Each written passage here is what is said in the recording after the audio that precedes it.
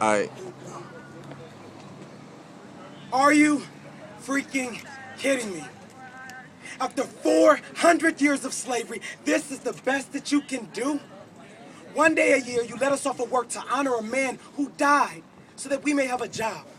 Then you give us 1 month to acknowledge the reality that we have a history called black. Evidence of the fact that we were never meant to be Americans. And as 3/5 human, you gave us a month, 3 days shorter than the rest, and 5 months away from the day you celebrate our nation's independence. And there's at least one more incident where you took advantage of our ignorance and created the 13th Amendment and told us that it intended to set blacks free, when actually it only specified the conditions by which you can legally impose forced servitude on me.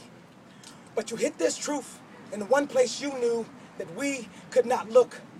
With high illiteracy, it was easy to deceive by concealing it in a book. Black letters on white paper, the only place where these two colors have been allowed to come together to make sense. America, you are an incomplete fictional piece of literature whose blank pages fail to appreciate the value of darkness within its borders, with margins and lines designed to give us order, forcing us to stay within the confines you afford us. To you, we are no more than calligraphy, poetic strokes of artistry, outwardly expressing the existence of inward envy as blonde-haired, blue-eyed black women.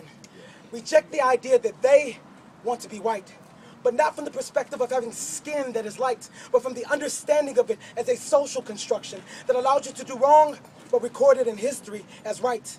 And though you were not the primary entity that imposed slavery on the dark-skinned humanity, you profited from the industry by justifying the insanity of forcefully subjugating a people who look like me. So tell me, where is the liberty in that?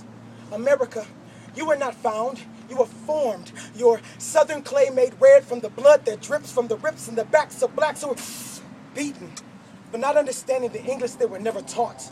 While the red-skinned man can't understand how he can be prosecuted for trespassing on his own land, their tears cause trails that run between your high places, exposing your low plateaus, following them until their sorrows are dried up in sand, forcing them to build monuments where the real illegal immigrants gamble on their future in hopes of a financial elevation.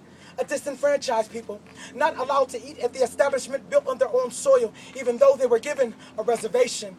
America, your Mississippi still has shacks, your Chicago still has crack, and the poorest of your cities are still filled with blacks.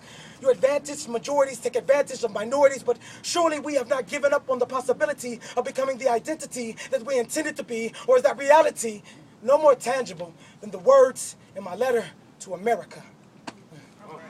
Yes, yes, yes.